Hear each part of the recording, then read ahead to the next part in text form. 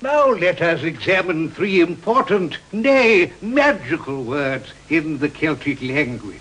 Here they are. No húsfara, d'ye fancy, could ye go? Now to each of these words we add certain others, and I want you to tell me what they are.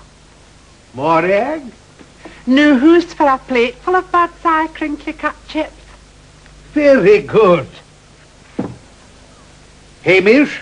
Do you fancy a helping of bird's eye potato croquettes for a change?